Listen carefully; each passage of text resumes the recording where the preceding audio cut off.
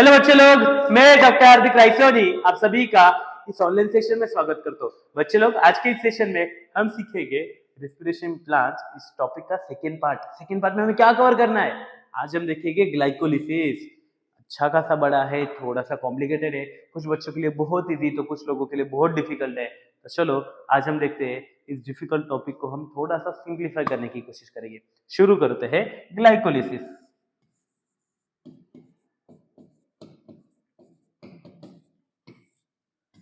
सबसे पहले तो इसका दूसरा नाम देखते हैं। दूसरा नाम क्या होता है ग्लाइकोलिसिस का? It is also known as EMP pathway. इसका दूसरा नाम क्या है? EMP pathway. क्योंकि भाई साहब ईएमपी पाथवे इसे कहते हैं क्योंकि ये तीन लोग थे। ई बोले तो एम्बेडेन,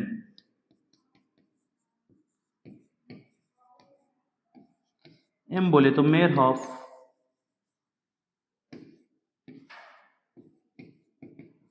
और पी बोले तो पारनास। ऐसे तीन साइंटिस्ट थे जिन्होंने एक साथ आके ये पाथवे डिस्कवर किया था, जिसी को हम कहते हैं ग्लाइकोलिसिस। तो भाई साहब नाम तो समझ गया, बट होता क्या है इसमें? ग्लाइको यानी कि ग्लूकोज, लाइसिस यानी कि ब्रेकडाउन। तो there is breakdown of glucose. Glycolysis में क्या होने वाला है? Breakdown of glucose.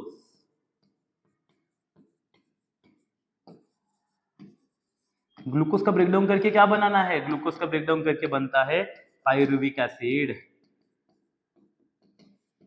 ग्लूकोज का ब्रेकडाउन होकर बनता है पायरुविक एसिड। उसके बाद ये होता कौन से पार्ट में है? ये होता है cytoplasm of the cell. It occurs in cytoplasm of the cell. ये इंपॉर्टेंट चीज। अगली चीज कि glycolysis is common in both aerobic and anaerobic respiration, इसलिए ये है यूनिवर्सल पाथवे। इसलिए ग्लाइकोलिसिस को हम क्या कहते हैं? Universal pathway, because it is the first and common step in both aerobic and anaerobic respiration. आप अगर लास्ट पार्ट देखोगे, पार्ट 1 में मैंने आपको सिखाया था steps in aerobic anaerobic respiration, उसमें आपको दोनों जगह पे दिखेगा कि एरोबिक में भी एनारोबिक में भी मैंने ग्लाइकोलिसिस कॉमन लिखा है। तो it is common in both aerobic and anaerobic respiration.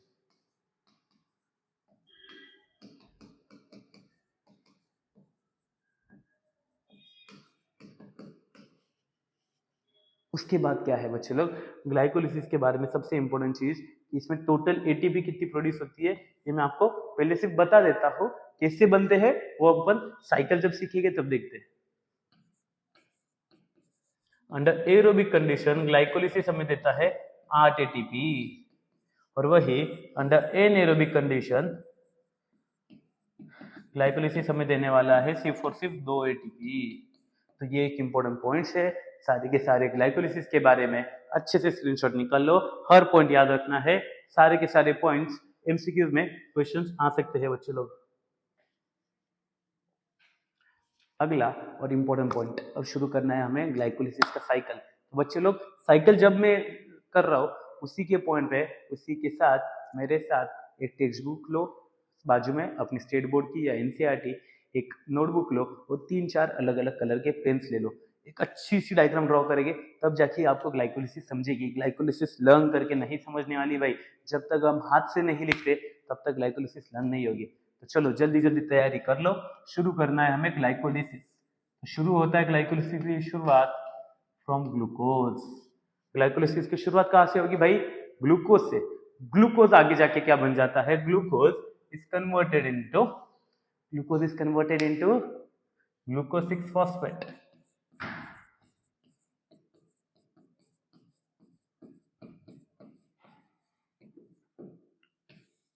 Glucose is converted into glucose 6 phosphate. अब इस रिएक्शन में एंजाइम होता है हेक्सोकाइनेज। एंजाइम कौन सा है बच्चे लोग? हेक्सोकाइनेज, या फिर दूसरा नाम है ग्लूकोकाइनेज। फर्स्ट स्टेप में क्या हो रहा है बच्चे लोग? अच्छे से समझ लो। Glucose is converted into glucose 6 phosphate. Enzyme is hexokinase और ग्लूकोकाइनेज। जहां जहां पे काइनेज नाम आएगा, जहां जहां पे काइनेज नाम आएगा तो इस एंजाइम की मदद के लिए हमेशा एक आदमी अवेलेबल होता है। उस आदमी का नाम है मैग्नीशियम। उस आदमी का नाम क्या है? मैग्नीशियम। मैग्नीशियम हमेशा काइनेज की मदद के लिए आएगा। Magnesium is the cofactor in this reaction.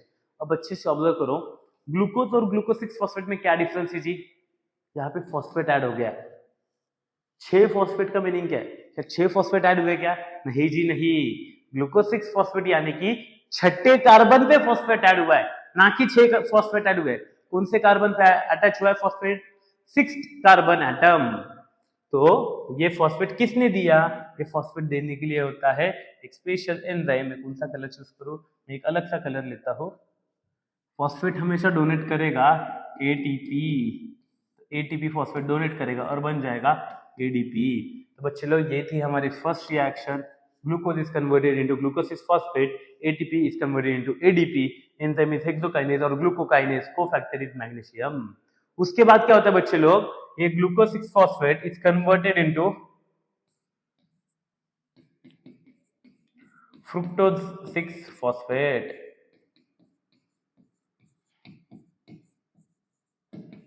Glucose 6 phosphate is converted into fructose 6 phosphate.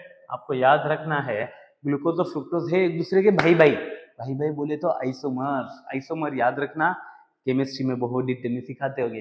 अपने बायो वालों को एक ही चीज याद रखनी है, आइसोमर बोले तो भाई भाई, एक भाई को दूसरे भाई में कन्वर्ट करना है। एंजाइम रहता है आइसोमरेज। एंजाइम कौन सा है? आइसोमरेज। तो इस केस में पूरा नाम रहेगा फॉस्फो हेक्सोज आइसोमरेज। एंजाइम का नाम क्या बच्चे लोग? फॉस्फोहेक्सोज आइसोमरेज। ये हो गई आपकी सेकेंड रिएक्शन। सेकेंड रिएक्शन बहुत आसान है, ये बस है आइसोमराइजेशन, यानी कि glucose 6 phosphate is converted into fructose 6 phosphate. अब आते हैं अगले रिएक्शन पे। अगले रिएक्शन में क्या होगा बच्चे लोग? ये अगली रिएक्शन जो है ये फर्स्ट वाली रिएक्शन जैसी है। Fructose 6 phosphate gets converted into fructose 1,6 biphosphate.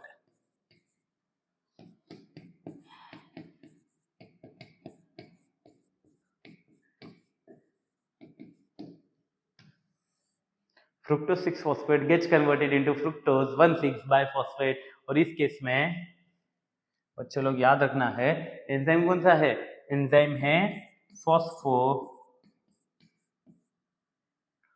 Fructo kinase.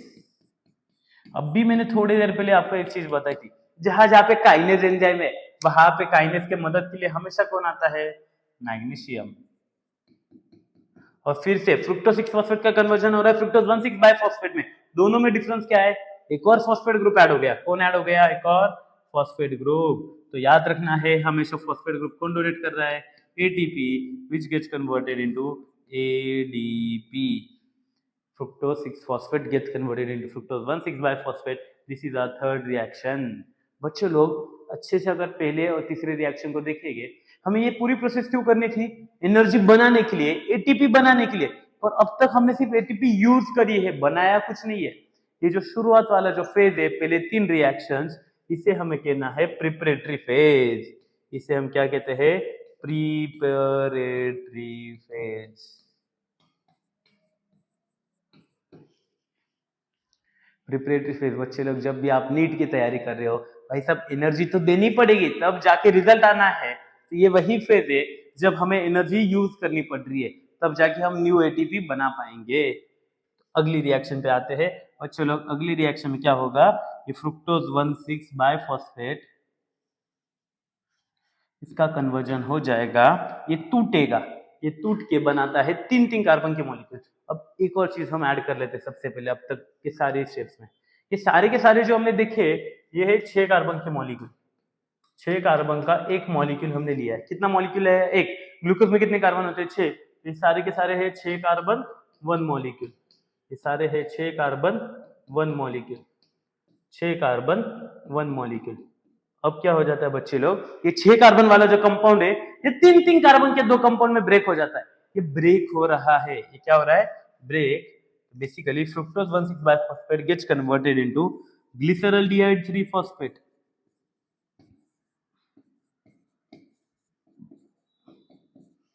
It gets converted into glyceraldehyde 3 phosphate and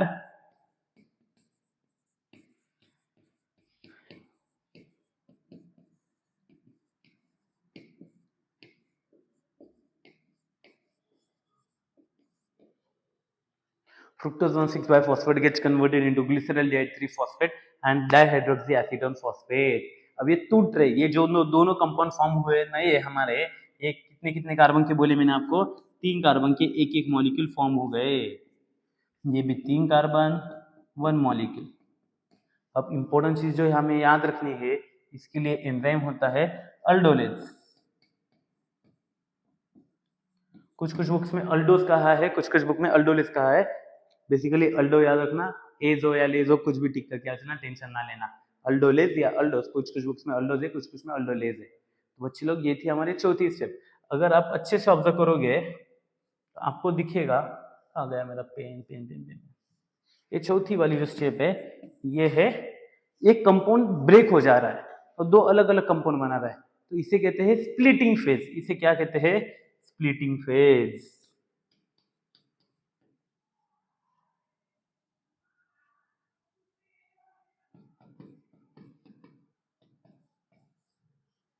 इसे क्या कहते हैं बच्चे लोग? Splitting phase. स्प्लिटिंग फेज में हमें याद रखना है, स्प्लिट हो रहा है कंपाउंड। फ्रुक्टोज 1,6-बाइफॉस्फेट 3 कार्बन के दो कंपाउंड बना रहा है। Glyceraldehyde three phosphate dihydroxy acid and phosphate. ये चौथी रिएक्शन हमारी पूरी हो गई है। अब पांचवी रिएक्शन में क्या हो रहा है? ग्लिसरॉल्डिहाइड और डाइहाइड्रोक्सी एसिड एंड फॉस्फेट, ये दोनों भी एक दूसरे के भाई भाई है। भाई भाई बोले तो आइसोमर्स है।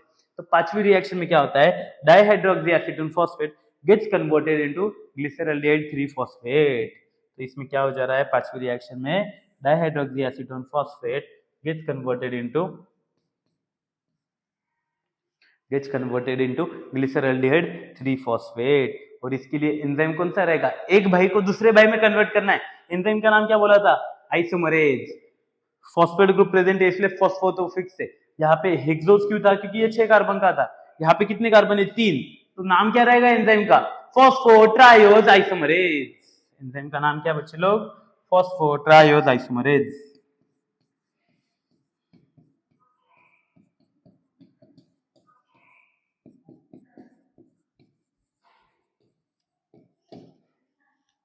तो बच्चे लोग ये थी हमारी पांचवी स्टेप। पांचवी स्टेप में हमें क्या कन्वर्ट हो गया है? Dihydroxy acid and phosphate gets converted into glyceraldehyde three phosphate. At the end of fifth step हमारे पास ग्लिसरॉल्डिहाइड 3-फॉस्फेट के कितने मॉलिक्यूल फॉर्म हो गए जी? 2 मॉलिक्यूल फॉर्म हो गए। एक तो ऑलरेडी फर्स्ट स्टेप चौथे स्टेप में एक हो गया था, और अब डाइहाइड्रोक्सी एसिड एंड फॉस्फेट इसने भी ग्लिसरॉल्डिहाइड 3-फॉस्फेट बना दिया, तो अब 2 मॉलिक्यूल फॉर्म हो गए। इसका स्क्रीनशॉट निकाल लो। ये है फर्स्ट हाफ ऑफ ग्लाइकोलिसिस। आप अगर एचएससी की बुक यूज करोगे उसमें ये पूरे पहले 5 स्टेप्स को 1 से लेके 5 इन पांचों को प्रिपरेटरी फेज में कंसीडर किया है। कुछ कुछ बुक्स ने ये चौथी स्टेप है उसको स्प्लिटिंग फेज में कंसीडर किया है। तो आप जो टेक्स्ट बुक रेफर करते हो उस हिसाब से आपकी वो नेमिंग बदलेगी। बाकी सारे एंजाइम्स जो जो बीच वाले एक्स्ट्रा एडिटिव्स है, कोफैक्टर हो गए, ये सब कॉमन है, आपको याद रखना है। चलो बच्चे लोग हम जाते हैं अगली रिएक्शन। अगली रिएक्शन रहेगी सबसे पहले, अभी हमारे पास क्या है? ग्लिसरॉल्डिहाइड 3-फॉस्फेट। कितने कार्बन का है बच्चे लोग? ये है 3 कार्बन का। कितने मॉलिक्यूल है इसके? 2 मॉलिक्यूल है। तो 3 कार्बन के 2 मॉलिक्यूल, तो glyceraldehyde three phosphate gets converted into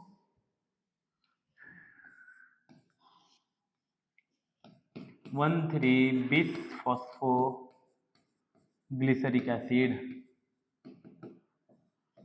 चलो बच्चे लोग, मैं बायो वाला हूँ पर आज मैं आपको थोड़ी सी केमिस्ट्री पढ़ाऊंगा। जितनी मुझे आती है उतनी पढ़ाऊंगा, ज्यादा डीप में नहीं जाऊंगा। मैं जब 12वीं में था मेरे सर ने मुझे पढ़ाया था कि अल्कोहल, अल्डिहाइड और एसिड, इन तीनों में क्या रिलेशन होता है? इन तीनों में रिलेशन होता है कि जब भी हम अल्कोहल से अल्डिहाइड बनाते हैं, अल्डिहाइड से एसिड बनाते हैं, ये होता है ऑक्सीडेशन। ये क्या होता है? ऑक्सीडेशन। अल्कोहल से अल्डिहाइड, अल्डिहाइड से acid is oxidation, and acid to aldehyde, aldehyde to alcohol is reduction. ये आपके बुक में किसी कोने में अच्छे से याद करके रख लो, लिख लो, हमेशा काम आने वाली चीज है ये चैप्टर में।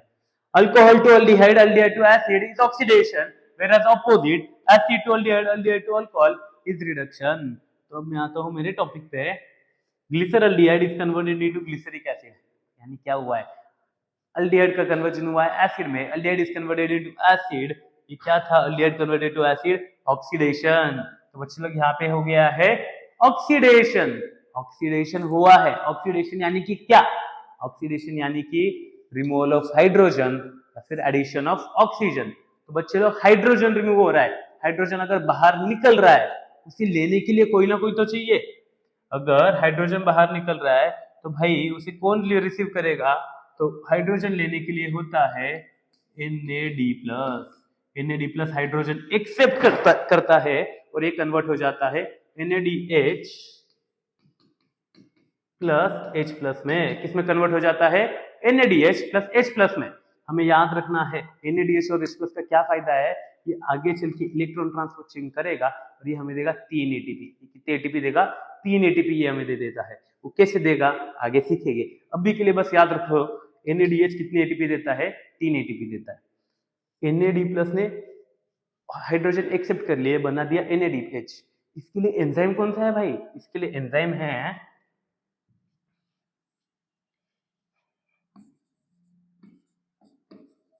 Glyceraldehyde three phosphate dehydrogenase. एंजाइम कौन सा है? Glyceraldehyde three phosphate dehydrogenase. और सबसे इंपॉर्टेंट चीज डिहाइड्रोजनेज क्यों? क्योंकि वो हाइड्रोजन को रिमूव कर रहा है। डी यानी कि डिलीट, हाइड्रोजनेज यानी कि जो हाइड्रोजन को डिलीट कर रहा है। तो बच्चे लोग ये तो समझ गया, ये रिएक्शन यहीं पे खत्म हुए क्या? नहीं जी नहीं, अच्छे से कोई तो एक चीज ऑब्जर्व करो। यहाँ पे एक फॉस्फेट है, यहाँ पे बाय फॉस्फेट है यानी कि 2 फॉस्फेट है। तो एक एक्स्ट्रा फॉस्फेट कहाँ से आया? एटीपी नहीं दिया? नहीं जी नहीं, यहाँ पे फॉस्फेट एक अलग आदमी दे रहा है। फॉस्फेट यहाँ पे दे रहा है H3PO4। H3PO4 हमारा फॉस्फोरिक एसिड ये इनऑर्गेनिक फॉस्फेट डोनेट करता है। इसके लिए ये कोई एंजाइम यूज नहीं करता है, ये रिएक्शन होती है नॉन एंजाइमेटिकली। ये रिएक्शन होती है नॉन एंजाइमेटिकली। एंजाइम सिर्फ किसके लिए यूज हुआ है? ऑक्सीडेशन के लिए। एंजाइम सिर्फ किसके लिए यूज हुआ है? ऑक्सीडेशन के लिए। फॉस्फेट ग्रुप डोनेट करने के लिए कोई भी एंजाइम यूज नहीं किया गया है। अब मुझे थोड़ा सा पार्ट 1 का नॉलेज अप्लाई करके मुझे बताओ, इस रिएक्शन में ऑक्सीडेशन हुआ है एक, दूसरा क्या हुआ है? NADH फॉर्म हो गया। NADH आगे जाके क्या बनाने वाला है? NADH आगे जाके बनाएगा ATP। तो हमें याद है ये किसका एग्जाम्पल है? This is an example of oxidative phosphorylation. This is an example of oxidative phosphorylation. ये स्टेप हाईलाइट करके रखने वाली स्टेप है। स्टेप नंबर कौन सी है? ये स्टेप नंबर भी याद रखना है बच्चे लोग, हमें स्टेप नंबर भूल नहीं जाना है। ये स्टेप नंबर है 6। Step number 6 is an example of oxidative phosphorylation. यहाँ पे ऑक्सीडेशन भी हो रहा है और फॉस्फोराइलेशन भी हो रहा है, एक एक्स्ट्रा फॉस्फेट ग्रुप भी ऐड हो जा रहा है। तो बच्चे लोग इंपॉर्टेंट चीज यहाँ पे याद रखनी है कि इसके बाद के 6 रिएक्शन और उसके बाद के सब रिएक्शन कितने बार होने वाले? 2 बार। क्यों 2 बार? क्योंकि 2 मॉलिक्यूल है तो सारी रिएक्शन कितने बार होगी? 2। तो यहाँ पे मैंने जो जो लिखा है सब 2 2 2 2 हो जाएगा। समझ में आ रही मेरी बात? क्यों 2? क्योंकि 2 मॉलिक्यूल है जी। इसके बाद बच्चे लोग अगली रिएक्शन, अगली रिएक्शन में क्या होता है? 1,3-bis-phosphoglyceric acid gets converted into 3-phosphoglycerate। 1,3-bis-phosphoglyceric acid gets converted into 3-phosphoglycerate। क्या डिफरेंस है? एक फॉस्फेट ग्रुप गायब हो गया भाई साहब, यही तो मतलब है हमें। ये एक्चुअली अब मेन स्टेप आई है। वो मेन स्टेप है कि एक फॉस्फेट ग्रुप गायब हो गया है। वो गायब जो हो गया है उसे लेता है ADP और ये कन्वर्ट हो जाता है ATP में। ये किस में कन्वर्ट हो जाता है? ATP में। कितने मॉलिक्यूल रहेंगे? 2 2, क्योंकि ये सारी की सारी चीजें 2 बार हो रही है। तो याद रखना 1,3-bis-phosphoglyceric acid gets converted into 3-phosphoglycerate। Enzyme कौन सा रहेगा बच्चे लोग? यहाँ पे एंजाइम रहेगा फॉस्फोग्लिसेरोकाइनेज। और मेरी बात याद रखना, जब जब काइनेज एंजाइम रहेगा तब तब हमेशा मदद के लिए कौन आएगा? मैग्नीशियम। मदद के लिए कौन आएगा? मैग्नीशियम। फिर से पार्ट 1 पे आते हैं। पार्ट 1 में मैंने आपको बताया था ADP gets converted into ATP। इसका एग्जांपल है सबस्ट्रेट लेवल फॉस्फोराइलेशन। ये किसका एग्जांपल है? Substrate level phosphorylation. तो ये जो 7वीं स्टेप है ये होता है सबस्ट्रेट लेवल फॉस्फोराइलेशन।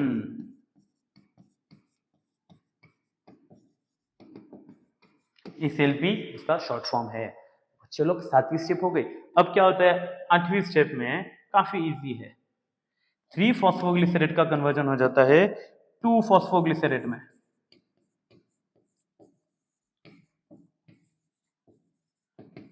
क्या हो गया, एक फॉस्फेट कम हो गया? नहीं जी नहीं, जो फॉस्फेट तीसरे कार्बन पे था उसने जंप मार के दूसरे कार्बन पे आ गया, बाकी कुछ भी नहीं बदला है, बाकी सब सेम टू सेम। बस फॉस्फेट ने थर्ड कार्बन से जंप मारी और सेकेंड कार्बन पे आ गया, तो इसके लिए एंजाइम है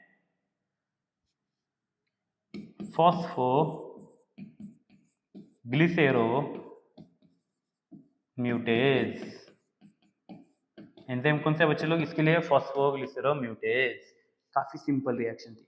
इसके बाद ये जो 2 फॉस्फोग्लिसरेट है इसका कन्वर्जन हो जाता है फॉस्फोइनॉल पाइरूवेट में। किसमें होता है? Phosphoenol pyruvate. और ये फॉस्फोइनॉल पाइरूवेट में कन्वर्जन हो रहा है, इनॉल ग्रुप ऐड हो रहा है, तो एंजाइम रहता है बच्चे लोग, एंजाइम याद रखना, यहाँ पे एंजाइम रहेगा इनोलेज। एंजाइम कौन सा रहेगा? इनोलेज एंजाइम रहेगा।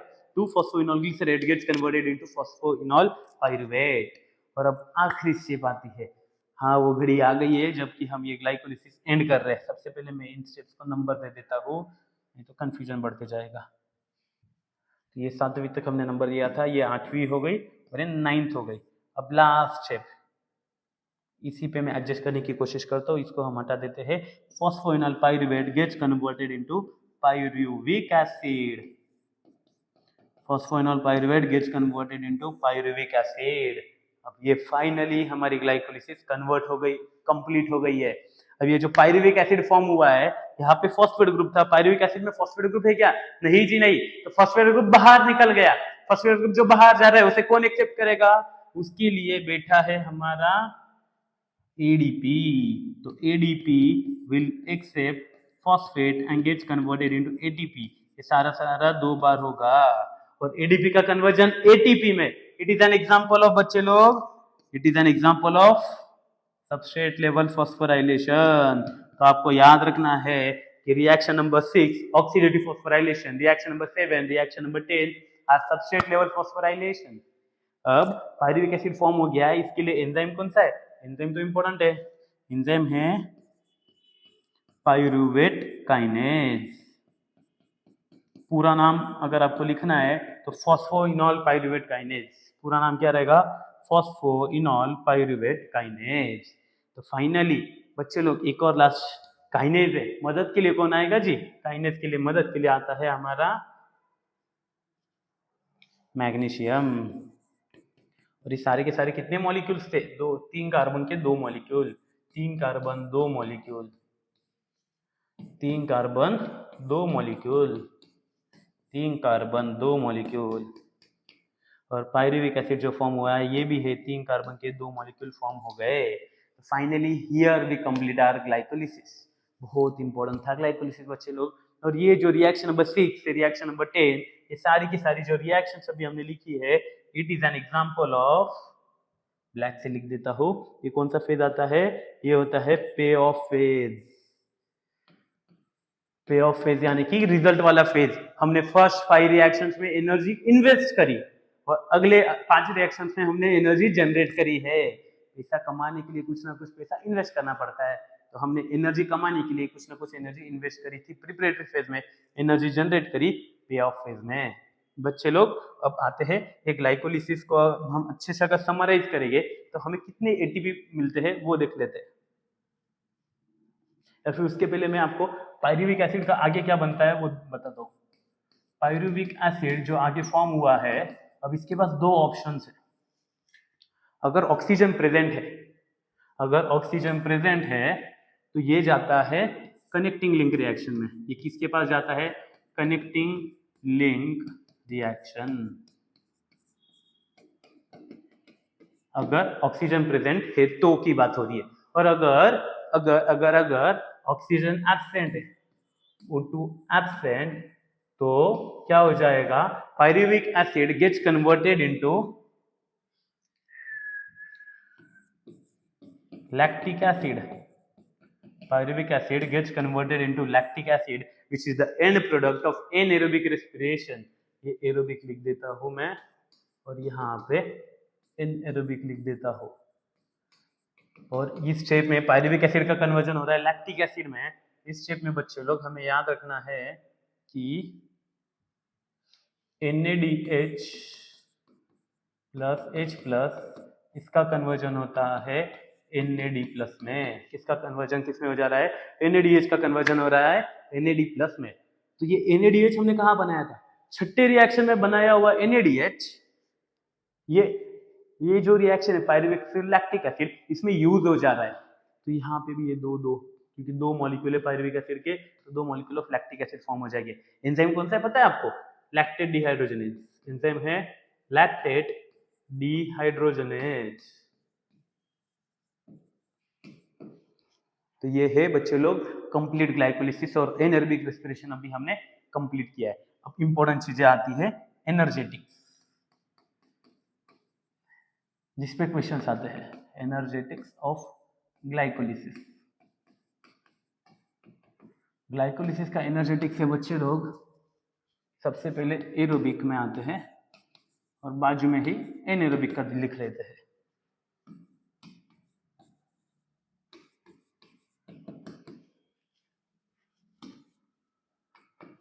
फर्स्ट हम देखते हैं टोटल एटीपी यूज्ड। फर्स्ट हम क्या देखते हैं, टोटल एटीपी यूज्ड। टोटल कितनी एटीपी यूज करी हमने, कौन सी रिएक्शंस में, अच्छे से देखोगे तो रिएक्शन नंबर 1,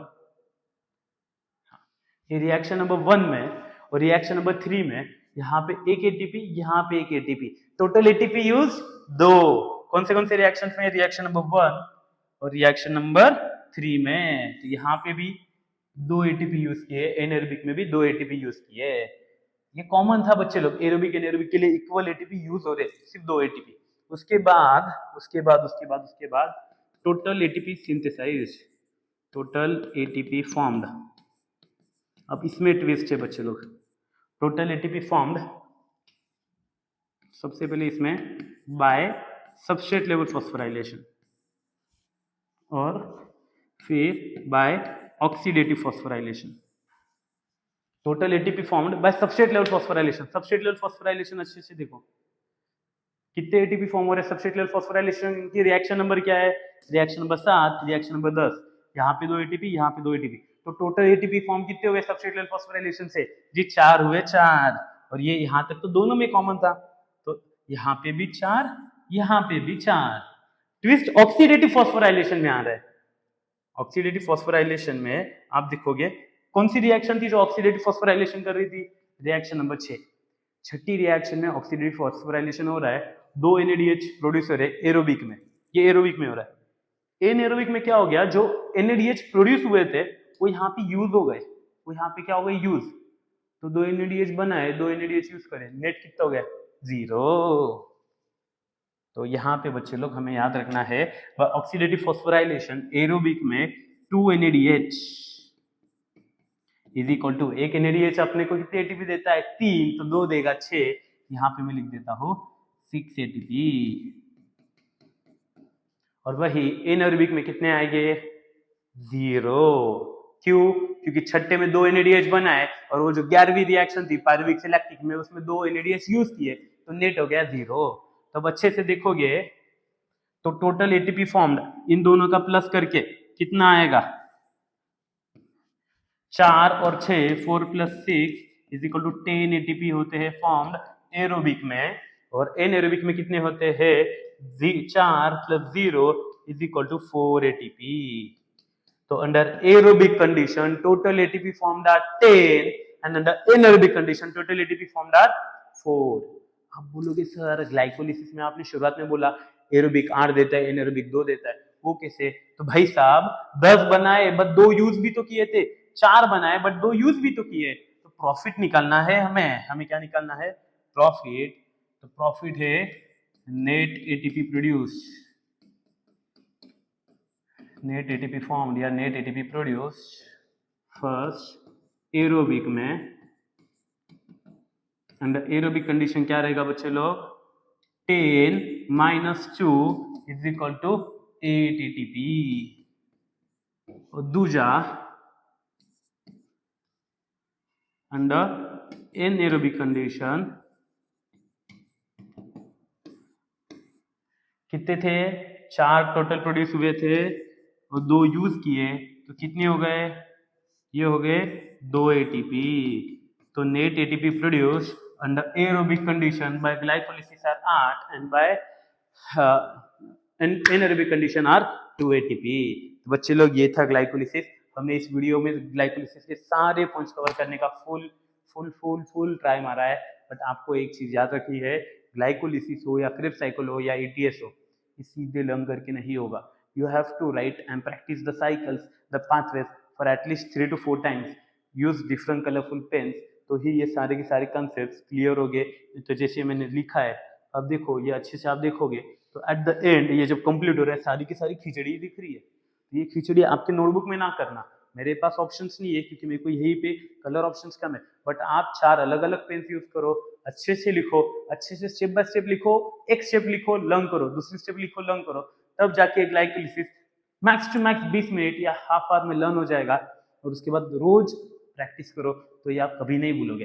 बच्चे लोग इस पार्ट में यहीं पे रुकते, अगले पार्ट में हम शुरू करेंगे aerobic respiration, connecting link reaction और क्रेब्स साइकिल हमें देखना है। तब तक के लिए अलविदा, bye bye, see you, take care, best of luck.